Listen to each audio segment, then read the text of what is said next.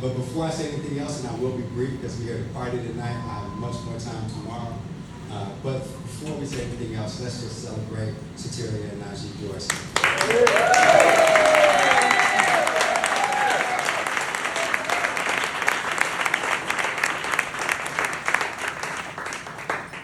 So many of you have known Najee and Soteria much longer than I have.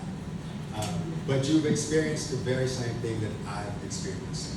Their love for each other, their love for our people, and their desire to share our stories. Your stories, the stories of amazing artists.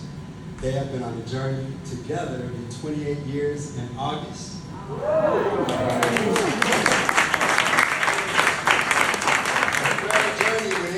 Any amount of time, you know that's a big deal. Man, I want to share something real quick about that. I learned something last year about avocado trees.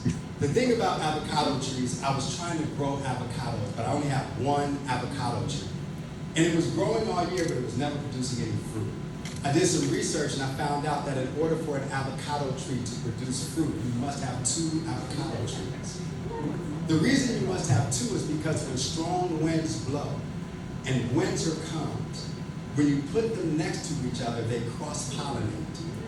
And that cross-pollination in the midst of strong winds and storms allows them to produce fruit in the next season. The stories I've heard of their relationship, they have stayed close to each other when strong winds blew in challenging times. And they've cross-pollinated. And over the course of that journey, we stand in this place because of the fruit that was born because of their resilience, their commitment, and their love for Black people. So remember this when you journey with people. Stay close to those you love and those who love you.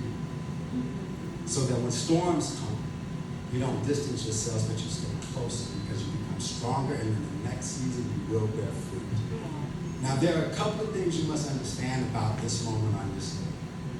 That this moment is so important because it's a part of our legacy, our excellence. And it's not lost on me that some of you went through hell just to get here today. But you put everything aside to show up because it represents your resilience, your perseverance, and your strength, and above all, your greatness. Baya is about representing our greatness. Telling our stories of Black excellence, not just our struggle, but of our excellence. So when you look at this amazing art and the stories that are conveyed by these artists who have been committed, who have gone through their own storms, but believe that there was a gift they had to share with the world. When you look at their art, you're actually looking at a reflection of yourself. Their art is a call to you, an invitation to let your beauty, let your greatness come forward.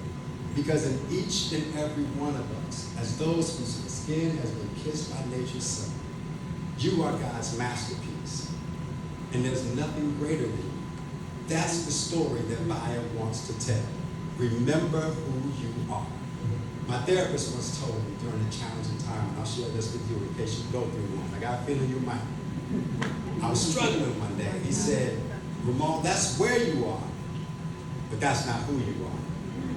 You are a child of the Most High. You are gifted, anointed, and wonderfully made. You have greatness in you. That's who you are. And when you remember who you are and whose you are, you'll be able to make where you are change. Baya came to this community on purpose to remind our people, remember who you are.